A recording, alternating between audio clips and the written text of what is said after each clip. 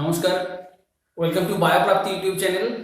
শারীরিক অসুস্থতাজনিত কারণে আমরা বেশ কয়েকদিন ক্লাস করতে পারিনি, তো তাই আমরা আজকে আপাততভাবে আমরা যে টপিকটা শুরু করছি, যেটা পড়াতে চলেছি, সেটা হলো এরোবিক রেসপিরেশন।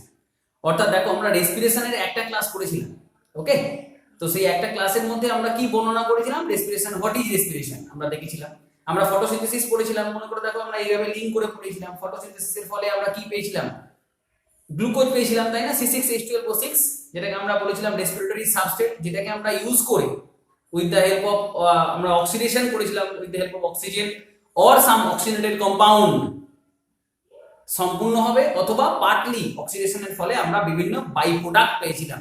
এবং আমরা মূলত যে জিনিসটা পেয়েছিলাম, যার জন্য রেসপিরেশন করাটা, সেটা ছিল আমাদের energy. We get energy, we need energy for different works. আমাদের ওয়ার্ক পারফর্মিং করার জন্য, বিভিন্ন রকম কাজ করার জন্য আমাদের এনার্জি দরকার হয়।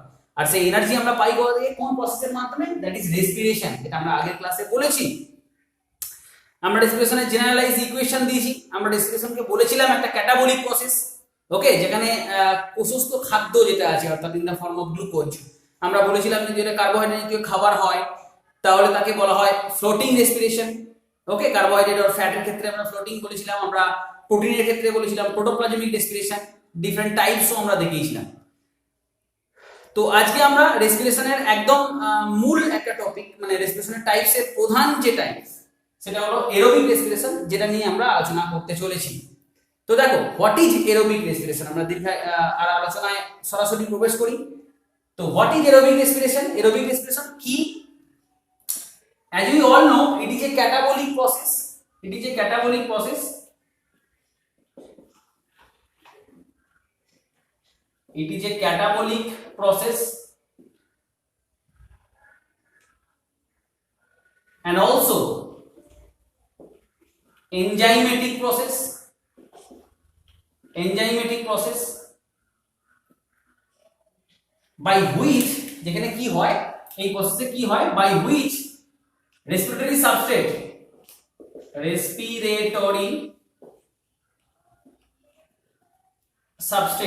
আমি ধরে নিলাম এখানে গ্লুকোজ, রেসপিরেটরি সাবস্ট্রেট আমি ধরে নিলাম, আমি এখানে গ্লুকোজ কি কনসিডার করলাম, গ্লুকোজ অর্গানিক ফুড এটাকে আমরা বলতে পারি, আর আমরা এটাকে নাম দিতে পারি organic food. Organic food materials কি হচ্ছে? অর্গানিক ফুড ম্যাটেরিয়ালস এ অর্গানিক ফুড ম্যাটেরিয়ালস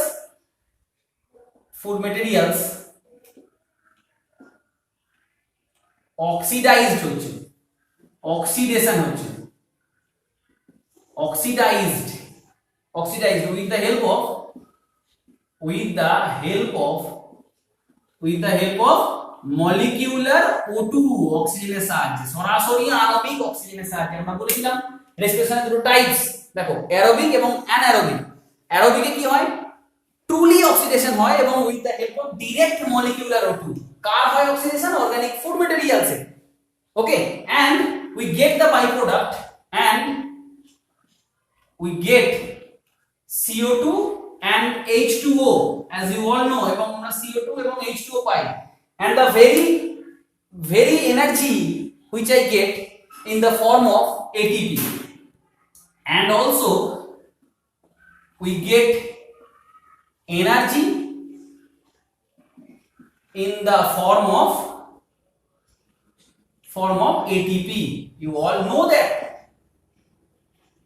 বলেছি আমরা এটা। তাহলে এরোবিক রেসপিরেশন কাকে বলছি? এরোবিক রেসপিরেশন যে শ্বসন প্রক্রিয়ায় কোষস্থ খাদ্য কি হচ্ছে? সরাসরি মলিকিউলার অক্সিজেনের সাহায্যে, আণবিক অক্সিজেনের সাহায্যে কি হচ্ছে? জারিত হচ্ছে। কিভাবে জারিত হচ্ছে? সম্পূর্ণরূপে জারিত হচ্ছে।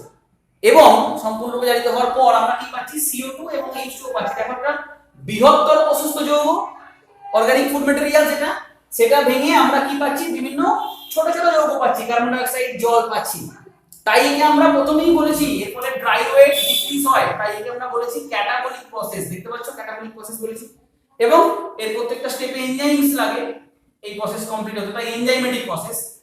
দেখো, CO2 এবং জল পেয়েছি, এবং আমরা পেয়েছি যে জিনিসটা, সেটা হলো ATP রূপে এনার্জি পেয়েছি, okay? That is called aerobic respiration. Clear হলো ব্যাপারটা?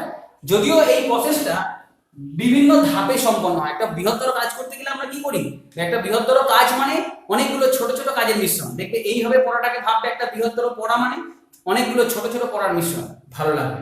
সেরকমই এরোবিক রেসপিরেশন ডিফারেন্ট স্টেপে সম্পন্ন হয়, ডিফারেন্ট পর্যায়ে সম্পন্ন হয়, যার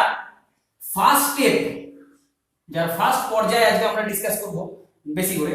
দ্য ফার্স্ট স্টেপ অফ, আমরা পরবর্তী ক্ষেত্রে পরবর্তী স্টেপে যাব, পরবর্তী পর্যায়ে আমরা যাব। The first step of aerobic respiration is glycolysis. Okay, আমাদের ফার্স্ট স্টেপটা কি? First step of aerobic respiration is glycolysis. Okay, যেখানে কি হয়, যেখানে গ্লুকোজ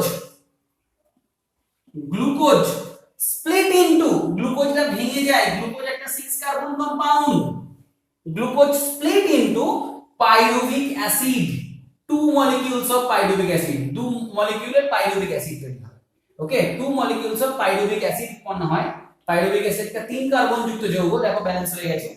তাহলে এক মলিকিউল, 1 molecule গ্লুকোজ থেকে আমরা পাই 2 molecule pyruvic acid by the process of glycolysis, which is, যেটা হলো এরোবিক রেসপিরেশনের প্রথম পর্যায়। ক্লিয়ার হলো ব্যাপারটা? এতটুকু পর্যন্ত ক্লিয়ার হয়েছে? আচ্ছা, এবার এসো এই গ্লাইকোলাইসিস প্রক্রিয়াটা, এর ক্ষেত্রে একটা স্পেশাল নোট করে রাখো, এটা খুব স্পেশাল নোট করে রাখো। আমরা যেমন বললাম এটা এরোবিক রেসপিরেশনের প্রথম পর্যায়, তেমনি এই গ্লাইকোলাইসিসটা নট অনলি অ্যাপ্লিকেবল, শুধুমাত্রই যে অ্যাপ্লিকেবল ফর এরোবিক রেসপিরেশন তা নয়, এটা একাধারে অ্যানারোবিক রেসপিরেশনেরও একটা কমন পর্যায় বটে। তাহলে কি নোটটা করবে, কি স্পেশাল নোট, খুব important.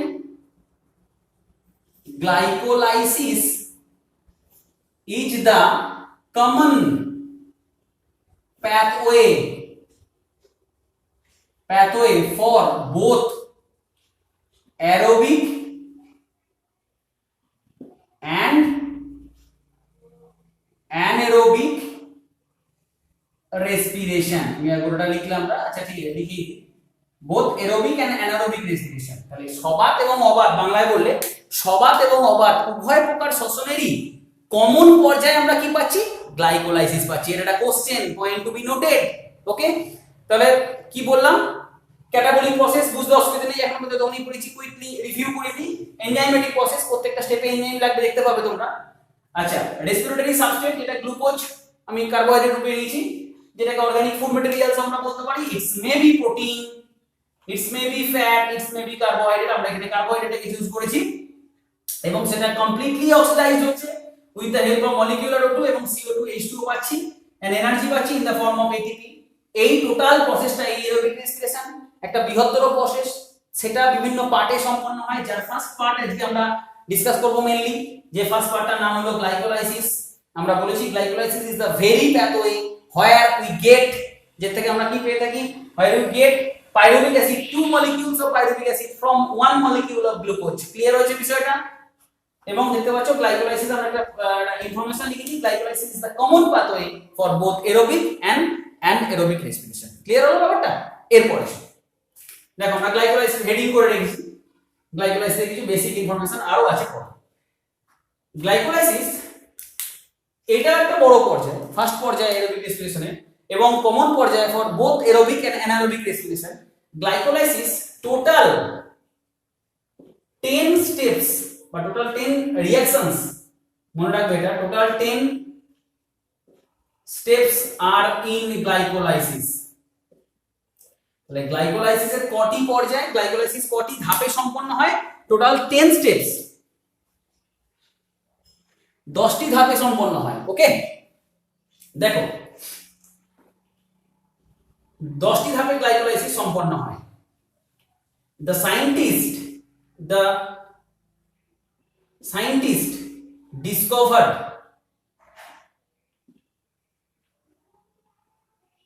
discovered this process named, তারা হলেন, যে সমস্ত সায়েন্টিস্টরা এই প্রসেসটিকে ডিসকভার করেছিলেন তারা হলেন 3 জন সায়েন্টিস্ট, একজন না 3 জন সায়েন্টিস্ট। নেম হচ্ছে এমডেন, EMBDEN, এমডেন মনে রাখবে, Meyerhof, Embden, Meyerhof and Parnas. দেখো এই তিনজন বিজ্ঞানী এই গ্লাইকোলাইসিস প্রসেসটাকে আবিষ্কার করেছিলেন, তাই ওনাদের নামের প্রথম অক্ষরগুলোকে নিয়ে ফার্স্ট লেটারটাকে নিয়ে E M P.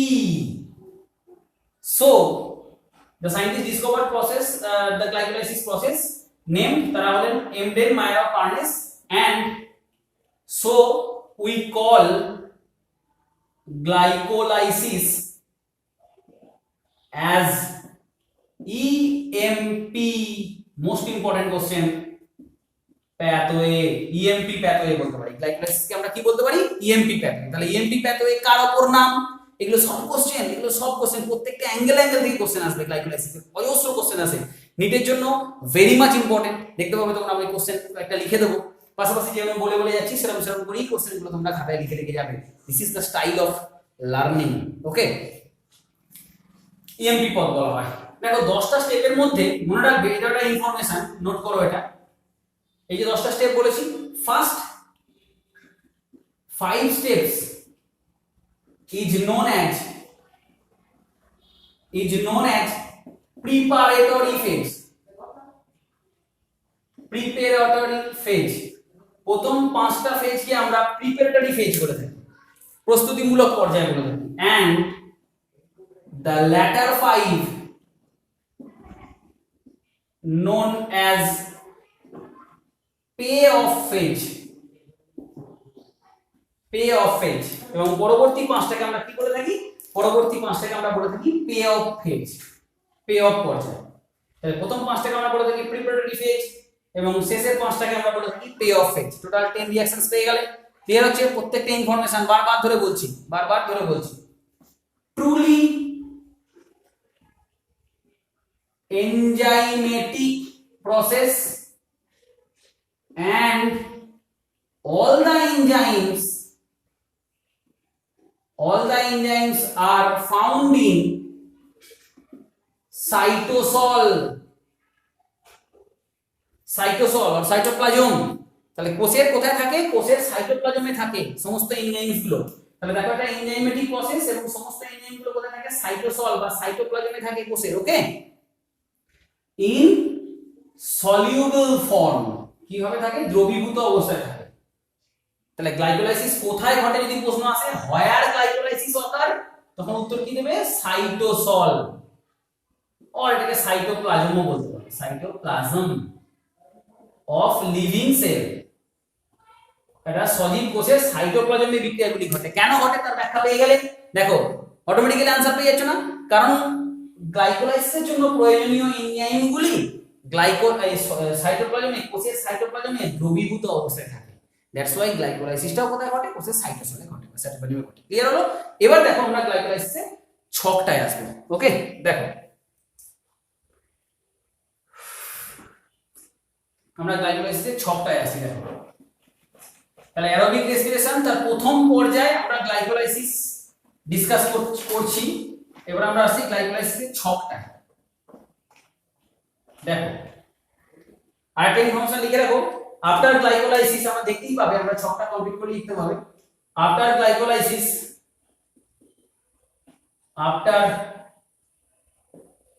Glycolysis we get ATP। Okay, আমরা ATP রূপে এনার্জি পাই and ATP and reduced NADH2। Okay, আমরা রিডিউসড এনার্জি রূপে কি পাই? Reduced ENERGY energy in the form of NADH2। Clear হলো ব্যাপারটা? তাহলে আমরা রিডিউসড এনার্জি পাই কি রূপে? NADH2 রূপে গ্লাইকোলাইসিসে পাবো এবং ATP রূপে আমরা এনার্জি পাবো। তো এসব গ্লাইকোলাইসিসের পর্যায়ে যাওয়া যায়।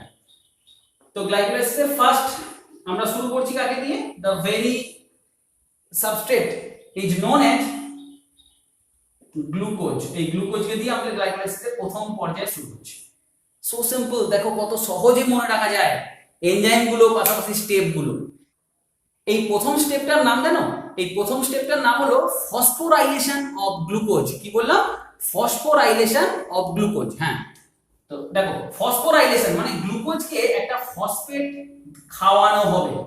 গ্লুকোজ একটা ফসফেট নেবে, তাহলে গ্লুকোজ একটা ফসফেট নিলে কি হবে? গ্লুকোজ একটা ফসফেট নিয়ে তৈরি হবে গ্লুকোজ 6 ফসফেট, ঠিক এইভাবে লিখবে গ্লুকোজ 6 ফসফেট, আমি ছোট করে লিখলাম। তাহলে এই স্টেপটার নাম কি বললাম? স্টেপটার নাম বললাম phosphorylation of glucose. Phosphorylation of glucose, GLUCOS, phosphorylation of glucose. তাহলে ফসফোরাইলেশন অফ গ্লুকোজ হয়ে আমি কি পাচ্ছি? Glucose 6 phosphate. এখন দেখো ফসফোরাইলেশন হয়েছে কেন? ফসফেটটা কোথা থেকে পেয়েছে? ফসফেটটা পেয়েছে একটা এটিপি মলিকিউলের কাছ থেকে। এই এটিপি মলিকিউল ও একটা ফসফেট রিলিজ করেছে, রিলিজ করে ও নিজে হয়ে গেছে ডাইফসফেট, প্লাস একটা রিলিজ করেছে ফসফেট, যে ফসফেটটা গ্লুকোজের সঙ্গে যুক্ত হয়ে তৈরি করেছে গ্লুকোজ 6 ফসফেট। ক্লিয়ার হলো ব্যাপারটা? এটিপি এখানে দেখো ইনভলভ, এটিপি লেগেছে, এটিপি প্রয়োজন হয়েছে, হিসাব করবে। এটিপি হিসাব খুব ইম্পর্টেন্ট। কত অণু এটিপি এখন ব্যবহৃত হয়ে গেল? দেখা এক অণু এটিপি ইউটিলাইজড হলো, ঠিক কি না? এবং এই স্টেপে ধাতব আয়ন হিসাবে Mg2+ লাগে। ওকে, এবং এই স্টেপের এনজাইমটা তাহলে কি হবে? কি করে মনে রাখবে? আচ্ছা দেখো, গ্লুকোজ ক কার্বন যুক্ত সুগার? স্যার 6 কার্বন যুক্ত সুগার। আর এটিপির কেস মানে জানো তো? এটিপির কেস মানে এইভাবে মনে রাখবে, এটিপির সঙ্গে শক্তি রিলেটেড, কাইনেটিক্স গতি রিলেটেড, আমি এইভাবে মনে রাখতাম। তাই এটিপি রিলেটেড রিঅ্যাকশনসের এনজাইমের ব্র্যান্ড যেটা হয় সেটা হলো কাইনেজ। তাহলে এক্ষেত্রে গ্লুকোজ ইনভলভ, গ্লুকোজ একটা 6 কার্বন যুক্ত সুগার, তাই এনজাইমের নাম হলো হেক্সো, হেক্সো মানে 6, হেক্সোকাইনেজ। ক্লিয়ার হলো ব্যাপারটা? তাহলে হেক্সোকাইনেজ কেন নাম হয়েছে? Because glucose is a 6 carbon compound এবং এটিপি রিলেটেড এনজাইমস প্রক্রিয়া আমি তো এখানে বললাম যে কাইনেজ এনজাইম হয়, তাহলে হেক্সোকাইনেজ। দেখো ফার্স্ট স্টেপ আমার কমপ্লিট, অর্থাৎ আমার প্রিপারেটরি ফেজের প্রথম স্টেপে আমি পেলাম গ্লুকোজ থেকে গ্লুকোজ 6 ফসফেট। ক্লিয়ার হলো ব্যাপারটা? এই গ্লুকোজ 6 ফসফেট থেকে আমরা পরবর্তী স্টেপে যাব। পরবর্তী স্টেপের নাম হলো সিনথেসিস, তৈরি হচ্ছে দেখো সিনথেসিস অফ ফ্রুক্টোজ 6 ফসফেট। একটা গ্লুকোজেরই আইসোমার হলো ফ্রুক্টোজ, গ্লুকোজের একটা আইসোমার হলো ফ্রুক্টোজ। তাহলে গ্লুকোজ থেকে একটা আইসোমারিক ফর্ম ফ্রুক্টোজ 6 ফসফেট তৈরি হবে। আবার বলছি, গ্লুকোজ আর ফ্রুক্টোজ একে অপরের আইসোমার, এটাও 6 কার্বন, এটাও 6 কার্বন কম্পাউন্ড। তাহলে এনজাইমের নাম কি হবে? এনজাইমের নাম হবে ফসফো হেক্সো আইসোমারেজ। এনজাইম হবে ফসফো হেক্সো আইসোমারেজ। তাহলে গ্লুকোজ 6 ফসফেট থেকে হবে ফ্রুক্টোজ 6 ফসফেট। ওকে, গ্লুকোজ 6 ফসফেট থেকে হচ্ছে ফ্রুক্টোজ 6 ফসফেট এবং the very enzyme involved in this process, that is synthesis of fructose 6 phosphate, is phosphohexoisomerase। কেন ফসফো বুঝতে পারছো? ফসফেট আছে বলে। হেক্সো তো বোঝাই গেছে কেন হেক্সো হবে, 6 কার্বনের কম্পাউন্ড। আইসোমারেজ কেন বললাম? কারণ কি গ্লুকোজ আর ফ্রুক্টোজ একে অপরের আইসোমার যৌগ। ঠিক হলো ব্যাপারটা? পুরো ব্যাপারটা ক্লিয়ার হয়েছে? নেক্সট হচ্ছে পরবর্তী, এই ফ্রুক্টোজ 6 ফসফেট থেকে উৎপন্ন হবে, এরপর আবার যেটা হবে ফরমেশন অফ, পরবর্তী step formation of fructose 1,6 bisphosphate. পরবর্তী স্টেপের নাম হলো ফ্রুক্টোজ 6 ফসফেট থেকে উৎপন্ন হচ্ছে পরবর্তী স্টেপে ফ্রুক্টোজ 1,6 বিসফসফেট ফসফেট। অর্থাৎ আবারও ঠিক একই রকমের জিনিস পাচ্ছ না? ভাবতে পারছো বিষয়টা? ফ্রুক্টোজ 6 ফসফেট 6 নম্বর কার্বনে ফসফেটটা আছে, আর একটা এক্সট্রা ফসফেট চাই, তাহলে সেই সোর্স কি? এটিপি। এটিপি আবার এডিপি তে রূপান্তরিত হলো, এডিপি একটা ফসফেট রিলিজ করলো, যে ফসফেটের সাথে যুক্ত হয়ে তৈরি করলো ফ্রুক্টোজ। 6 নম্বরে ফসফেটটা ছিল, এখন 1 নম্বরে এলো 1,6 বিসফসফেট। ওকে, ফ্রুক্টোজ 1,6 বিসফসফেট পেলাম। এনজাইম এখানে কি? এনজাইম এখানে কি? ফ্রুক্টোজ ইনভলভ হয়েছে, এখানে Mg2+ সহযোগিতা করছে এবং এনজাইমের নাম ফসফো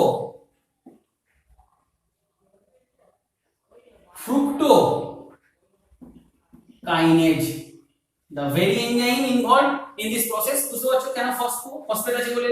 ফ্রুক্টো সাবস্ট্রেটটা ফ্রুক্টোজ, কাইনেজ ফসফোফ্রুক্টোকাইনেজ হয়ে গেল, কমপ্লিট। নেক্সট, এই 6 কার্বন যুক্ত যৌগটার এবার স্প্লিটিং হবে, তাই পরবর্তী স্টেপ স্প্লিটিং। পরবর্তী স্টেপের নাম হলো স্প্লিটিং। ওকে, এই ফ্রুক্টোজ 6 ফসফেট একটা 6 কার্বন কম্পাউন্ড যেটা স্প্লিট হবে দুটো যৌগে, দুটো 3 কার্বন যুক্ত যৌগে with the help of enzyme aldolase. Splitting হবে দুটো যৌগে, একটার নাম হবে 3PGALD, একটা অ্যালডিহাইড যৌগ, ফসফোগ্লিসারঅ্যালডিহাইড, 3 ফসফোগ্লিসারঅ্যালডিহাইড। ওকে, আর একটা তৈরি হবে ডাই হাইড্রক্সি অ্যাসিটোন ফসফেট। ওকে, দেখো আমি DHAP ধাপ করে লিখেছি, die hydroxy acetone phosphate. Clear হলো ব্যাপারটা? তাহলে কি হলো, fructose 1,6 bisphosphate split into with the help of enzyme aldolase two compounds, each compound is 3 carbon compound, দুটো 3 কার্বন যুক্ত যৌগ। স্প্লিটিং স্টেপটার নাম ছিল, ভেঙে গিয়ে with the help of enzyme aldolase দুটো যৌগ তৈরি করেছে ফসফোগ্লিসারঅ্যালডিহাইড এবং ধাপ DHAP বা ডাইহাইড্রক্সিঅ্যাসিটোন ফসফেট। ওকে, নাও আবার এরা একে অপরের আইসোমার। ওকে, তাই পরবর্তী স্টেপটার নাম হলো আইসোমারাইজেশন।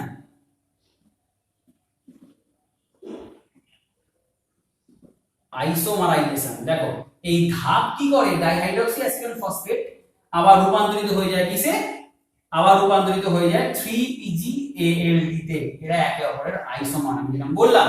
তাই বিক্রিয়াটার নাম লিখেছি আমরা আইসোমারাইজেশন, স্টেপটার নাম লিখেছি আমরা আইসোমারাইজেশন। বুঝতে পারলে কেন আইসোমারাইজেশন? কারণ ধাপ আর PGALD অর্থাৎ ডাইহাইড্রক্সি অ্যাসিটোন ফসফেট একটা 3 কার্বন যুক্ত যৌগ এবং PGALD এটাও আমি বললাম 3 কার্বন যুক্ত যৌগ, এরা একে অপরের আইসোমার। এই আইসোমারটা খুব সুন্দর। ধরো আমি এখন ক্লাস করছি, আমি এখন একরকম একটা ইউনিফর্ম এর পরে ক্লাস করছি, এরপর যখন আমি কোনো একটা অনুষ্ঠান বাড়িতে অংশগ্রহণ করতে যাব তখন নিশ্চয়ই আমি এই ড্রেসটাই পরে যাবো না, তখন একটু আবার একটু নতুন একটা কিছু ড্রেস পরে গেলাম বা আরো কিছু ড্রেস পরলাম, তাই না? তাহলে এই যে চেঞ্জ হলাম, আমি রইলাম না, শুধু জাস্ট একটুখানি চেঞ্জ করলাম আমার ড্রেসে। ঠিক যেমন ডাইহাইড্রক্সি অ্যাসিটোন ফসফেট তার একই রূপ আইসোমার যৌগ PGALD তে কনভার্ট হয়ে গেল। It is called isomerization. This is the last step of preparatory phase. দেখো 5টা ফেজ কমপ্লিট, 1 2 সরি এখান থেকে 1 2 3 4 স্প্লিটিং, 5 আইসোমারাইজেশন। আমি পেলাম ফাইনালি 2 মলিকিউল। দেখো এই প্রিপারেটরি পর্যায়ে শেষে আমি কি পাচ্ছি, 2 অণু, 2 মলিকিউল 3PGALD। ক্লিয়ার হলো? 2 মলিকিউল 3PGALD পেয়েছি প্রিপারেটরি ফেজে শেষে, আবারও বলছি। এবং এখানে 2 অণু ATP ইনভলভ হয়েছে। দেখো প্রিপারেটরি পর্যায়ে 2 অণু ATP ইনভলভ হয়ে গেছে। এবং এনজাইমের নামগুলো আশা করি তোমাদের বুঝতে কোনো সমস্যা হয়নি।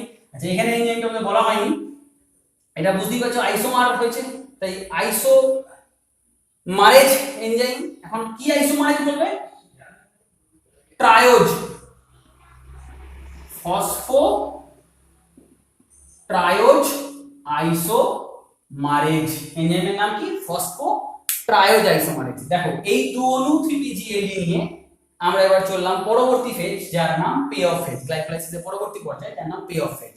ওকে, আমরা এইমাত্র বললাম 2 অণু আমরা PGALD পেয়েছি, 2 molecules PGALD পেয়েছি after preparatory phase of glycolysis.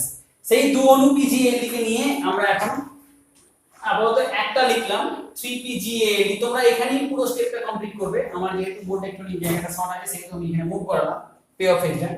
তাহলে এই পর্যায়টা চলছে, এটা কন্টিনিউ করবে, তোমরা খাতায় এইভাবে কন্টিনিউ করবে। ওকে, আমি এখানে করছি। তাহলে এই একটা 3PGALD দেখাচ্ছি, অপরদিকেও সেম বিক্রিয়াটা ঘটবে, নিশ্চয়ই বুঝতে পারছি। 2 অণু PGALD পেয়েছি, এখানেও যে ঘটনা ঘটবে এখানেও সেই ঘটনা ঘটবে। আমরা যে কোনো একটাকে নিয়ে রাখছি, আশা করি বোধগম্য হয়েছে। এরপর চলে আসবে।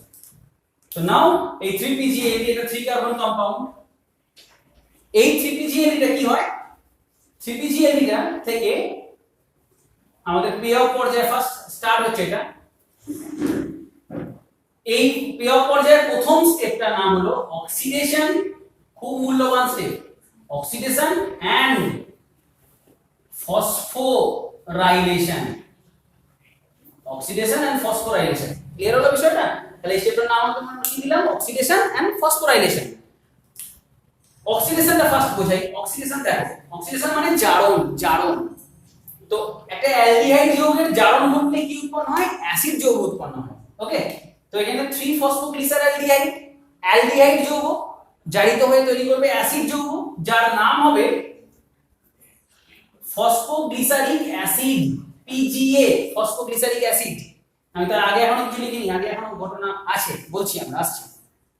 ফসফোগ্লিসারিক অ্যাসিড, ওকে, পিজিএ তৈরি। ক কার্বন যুক্ত যৌগ, এটাও 3 কার্বন কম্পাউন্ড। অ্যালডিহাইড যৌগ থেকে অ্যাসিড যৌগ বুঝতে পারলে তাহলে অক্সিডেশনটা বোঝা গেল, কমপ্লিট হলো oxidation. Now phosphorylation, now the phosphorylation process. ফসফোরাইলেশনের ফলে কি হয়, একটা H3PO4 ফসফরিক অ্যাসিড অ্যাডিশন হয়, ফসফরিক অ্যাসিড ফসফেট অ্যাডিশন হলে কি হবে দেখো, 3 নম্বর কার্বনে ফসফেট ছিল, এটা অ্যাকচুয়ালি 3PGO তে লেখা যায়, 3 নম্বরে ফসফেট তো ছিলই, আবার একটা নতুন ফসফেট এলো কত নম্বরে, সেটা 1 নম্বরে আসবে, তাহলে 1 3, তখন এটা হয়ে যাবে BPGA, বিস ফসফোগ্লিসারিক অ্যাসিড। এটাকে তোমরা 1 3 বিস ফসফোগ্লিসারেটও বলতে পারো। আমরা কোনো জৈব অ্যাসিডকে, ফসফরিক অ্যাসিডকে আমরা ফসফেটও বলতে পারি, ফসফোগ্লিসারিক অ্যাসিড তাকে আমরা বিস ফসফোগ্লিসারেটও বলতে পারি। ক্লিয়ার হলো ব্যাপারটা? তাহলে 1 3 BPGA, 3 নম্বরে ফসফেটটা ছিলই, দেখো 3PGA তো হয়েছিল আফটার অক্সিডেশন। এবার ফসফেট যখন অ্যাড করলাম তখন 1 3 BPGA, তাহলে বুঝতে পারলে ফসফোরাইলেশন ঘটনাটা ক্লিয়ার হয়ে গেল, দিস ইজ ফসফেট অ্যাডিশন। নাও আমরা খুব ছোটবেলায় পড়েছিলাম, যখনই জারণ কোনো হয় অর্থাৎ অক্সিডেশন হয়, তার সাথে রিডাকশনও হয়, ঠিক না? তো আমাদের যখন কেমিস্ট্রি স্যার বলতেন, মজা করে বলতেন, স্যার বলতেন যে আমার যদি দাদার বিয়ে হয় অ্যাকচুয়ালি, তো কোথাও না কোথাও বৌদিরও একটা বিয়ে হচ্ছে, তাই না? তো জারণ হলে বিজারণ হবে, অক্সিডেশন হলে রিডাকশন হবে। তাহলে এখানে স্যার রিডাকশন কোথায় হচ্ছে? এখানে রিডাকশন হচ্ছে দেখো, একটা কোএনজাইম NAD+, তার রিডিউসড হয়ে তৈরি হচ্ছে NADH+H+। তাহলে রিডাকশন হচ্ছে একটা কোএনজাইমের NAD, তার রিডাকশন হয়ে তৈরি হচ্ছে NADH+H+। তাহলে অর্থাৎ পেঅফের প্রথম পর্যায়ে আমাদের কমপ্লিট হলো অক্সিডেশন এন্ড ফসফোরাইলেশন। ওকে, নাও যাচ্ছি আমরা পরবর্তী স্টেপে।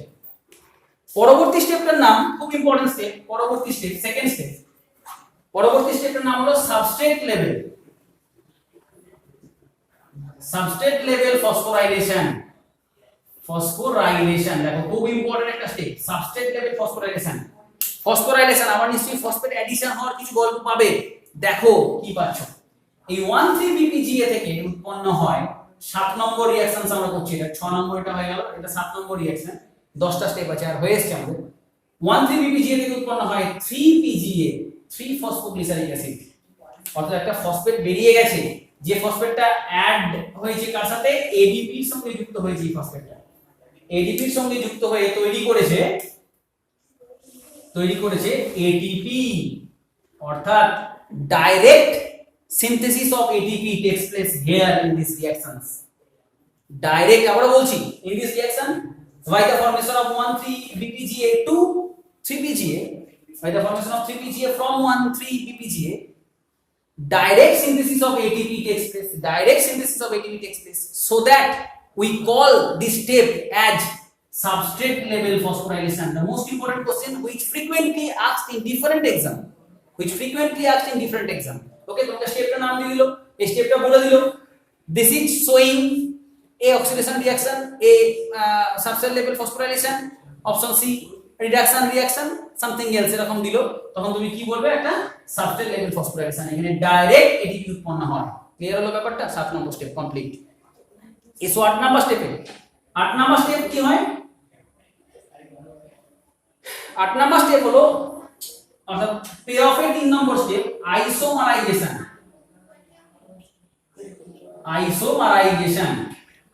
অর্থাৎ 3PGA থেকে উৎপন্ন হয় 2PGA, 2 ফসফোগ্লিসারিক অ্যাসিড। এটা আমরা জাস্ট একটু মজা করে বলি, আমি এইভাবে মনে রাখতাম, দেখো 3 নম্বরে ফসফেটটা ছিল, 2 নম্বরে মিউটেট হয়েছে, 2 নম্বরে সরে গেছে, সার্টেন চেঞ্জেস হয়েছে, সার্টেন চেঞ্জেস অফ জিনকে আমরা কি করে থাকি, মিউটেশন করে থাকি। তাহলে সেই জায়গা থেকে যদি আমরা ভাবি যে 3 নম্বরের ফসফেট 2 নম্বরে শিফট হয়েছে, 2 নম্বর মিউটেট হয়েছে, তাহলে এনজাইমের নামটা মনে রাখতে তোমাদের সহজ হবে। এনজাইমের নাম হলো মিউটেজ।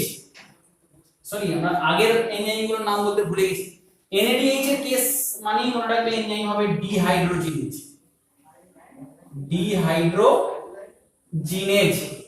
এনজাইমের নাম হবে ডিহাইড্রোজিনেজ। ওকে, যখনই NADH এর কেস পাবে জানবে এনজাইমের নাম হবে ডিহাইড্রোজিনেজ। আর এখানে ATP কেস পাচ্ছ, বুঝতে পারছো কি হবে এনজাইম, কাইনেজ। তাহলে আগে এটা কি বসাবে 1,3 বিসফসফোগ্লিসারেট কাইনেজ বা 3 ফসফোগ্লিসারেট 1,3 বিসফসফোগ্লিসারেট কাইনেজ। ক্লিয়ার হলো ব্যাপারটা? আমি ওটা লিখছি না, শুধু ব্র্যান্ড নেমটা লিখলাম কাইনেজ। নেক্সট হলো মিউটেজ। মিউটেজ নেম হয় 3PGA থেকে 2PGA হলো, অর্থাৎ আইসোমারাইজেশন আমার কমপ্লিট। নাও আর দুটো স্টেপ বাকি আছে, দেখো পে অফের 3টে পর্যায় হয়ে গেছে আর আমার জাস্ট দুটো পর্যায় বাকি আছে। নাও the fourth step is dehydration. Fourth step is dehydration. Dehydrate করা মানে কি? এখন যে কন্ডিশনটা আমার হচ্ছে, অর্থাৎ এই মুহূর্তে ফ্যান চলছে না, বিকজ সাউন্ড আসবে না, তাহলে সাউন্ডের সমস্যা হবে, তাই জন্য আমি ফ্যানটা বন্ধ করে রেখেছি, যার ফলে আমার কি হচ্ছে, শরীর থেকে ঘাম বেরিয়ে যাচ্ছে, ঘামটা ডিহাইড্রেট করছে, তাই না? জল বেরিয়ে যাচ্ছে, ডি ফর ডিলিট বেরিয়ে যাচ্ছে, হাইড্রো জল বেরিয়ে যাচ্ছে। তাহলে সেরকম কন্ডিশন, অর্থাৎ 2PGA থেকে উৎপন্ন হবে আমার 2PGA থেকে উৎপন্ন হবে PEP, phosphoenol pyruvic acid. Phosphoenol pyruvate, পেপের পুরো নাম কি? Phosphoenol pyruvate. উৎপন্ন হলো ফ্রম 2PGA। এক্ষেত্রে এখনো জল বেরিয়ে যায় এবং এই স্টেপে Mg2+ সহযোগিতা করে। ওকে, এখনো জল রিডিউসড হয়ে যায়। ক্লিয়ার হলো ব্যাপারটা? এবং এনজাইমের নাম হয় ইনোলেজ।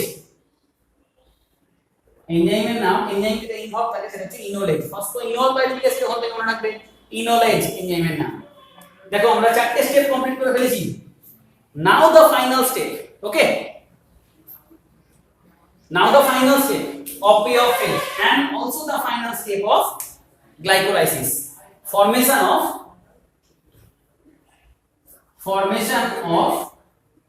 pyruvic acid, PA, formation of pyruvate বা pyruvic acid।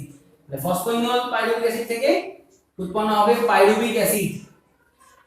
ওকে, দেখো আমরা এক মলিকিউল 3PGA দিয়ে করেছি, ঠিক একই ঘটনা কিন্তু আরেক মলিকিউল 3PGA এর মধ্যে ঘটছে, এটা আমরা দেখাইনি। সেম প্রক্রিয়া চলছে এখানেও, আমরা এটা নিয়ে শুরু করেছিলাম, সেম প্রক্রিয়া চলছে এতেও।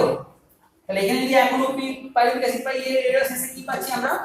পাইরুভিক অ্যাসিড পাবো আরেক অণু, তাহলে মোট 2 অণু পেয়ে গেলে। ওকে, দেখো এই জায়গাতেও একটা সাবস্ট্রেট লেভেল ফসফোরাইলেশনের গল্প তোমরা পাবে।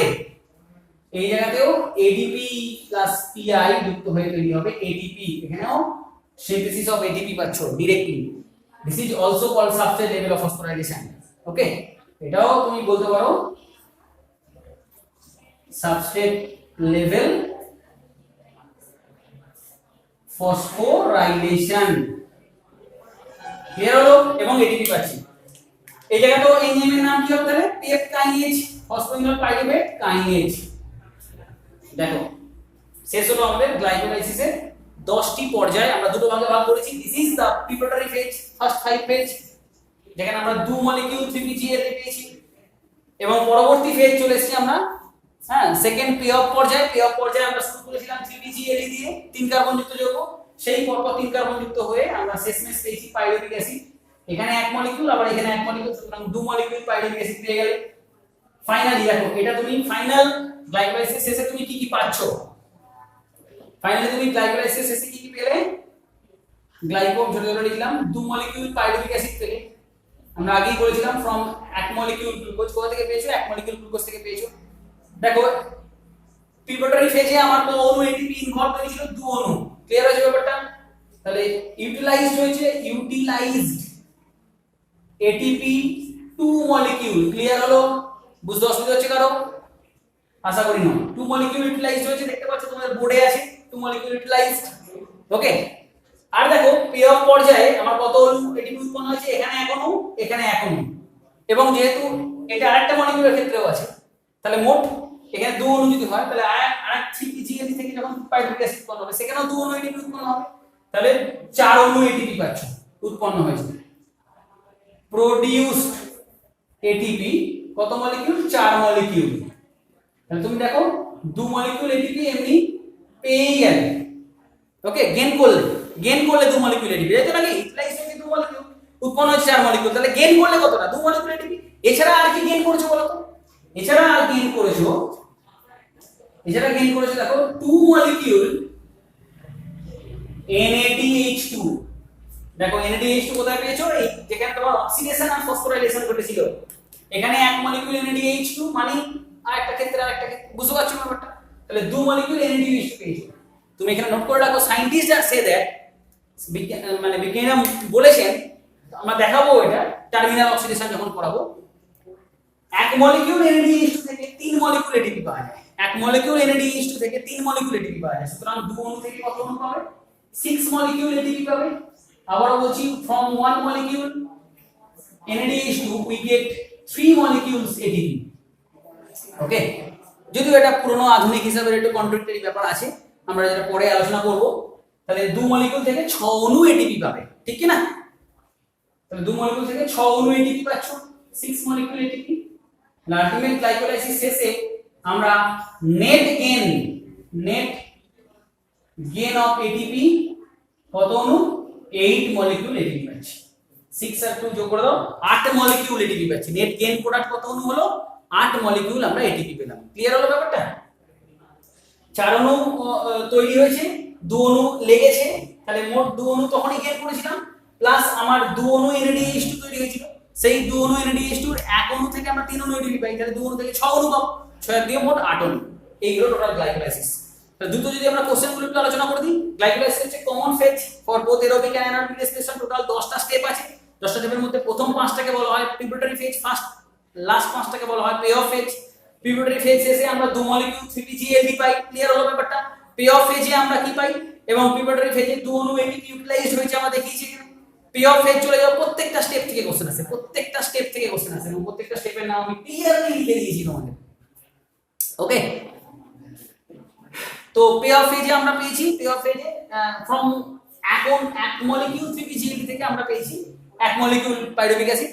ঠিক তেমনি তাহলে আরেক মলিকিউল 3PGLD থেকে আরেক মলিকিউল আমরা পাইরুভিক অ্যাসিড পাবো। সুতরাং 2 মলিকিউল পাইরুভিক অ্যাসিড আমরা পাবো। এখানে দেখেছি আমাদের 4 অণু ATP উৎপন্ন হয়েছে, এখানে 2 অণু, ঠিক একই ভাবে আর 3PGLD থেকে যখন পাইরুভিক অ্যাসিড তৈরি হয়েছে সেখানে 2 অণু, এবং আমরা পেয়েছি 2 মলিকিউলস NADH2, যেটা থেকে আমরা এনার্জি পাই 6 মলিকিউল ATP। টোটাল অ্যাডিশন করলে গ্লাইকোলাইসিস শেষে আমরা নেট গেইন করতে পারি 8 মলিকিউল ATP। ওকে, তো এটা হলো first step of aerobic respiration, not all and also for anaerobic respiration. Clear হলো ব্যাপারটা? অ্যারোবিক রেসপিরেশনের পরবর্তী পর্যায়ে আমরা যাব গ্লাইকোলাইসিসের এই পাইরুভিক অ্যাসিডকে আমরা মুভ করব অ্যারোবিকের ক্ষেত্রে, সবার শ্বসনের ক্ষেত্রে এই পাইরুভিক অ্যাসিডকে নিয়ে আমরা যাব ক্রেবস চক্রে, যেটা মাইটোকন্ড্রিয়ার মধ্যে অনুষ্ঠিত হবে, সেটা আমরা পরবর্তী ক্ষেত্রে দেখব। ওকে, তো আশা করি এই গ্লাইকোলাইসিস সংক্রান্ত তোমাদের সমস্ত প্রবলেম আমি সলভ করতে পেরেছি। অনেক রকমের কোশ্চেন আছে, কোশ্চেনগুলো আমি আলোচনা করেছি, আশা করি তোমাদের বোধগম্য হয়েছে, বুঝতেও পেরেছো। কোশ্চেনগুলো প্র্যাকটিস করো, কোনো রকম সমস্যা হলে আমাকে ফোন করবে বা আমার পার্সোনাল নাম্বারে হোয়াটসঅ্যাপ করবে বা কমেন্ট বক্সে কমেন্ট করে জানাবে। লাইক শেয়ার সাবস্ক্রাইব করার মাধ্যমে প্রত্যেককে এই ভিডিওটা দেখার মতো সুযোগ করে দাও তোমরা।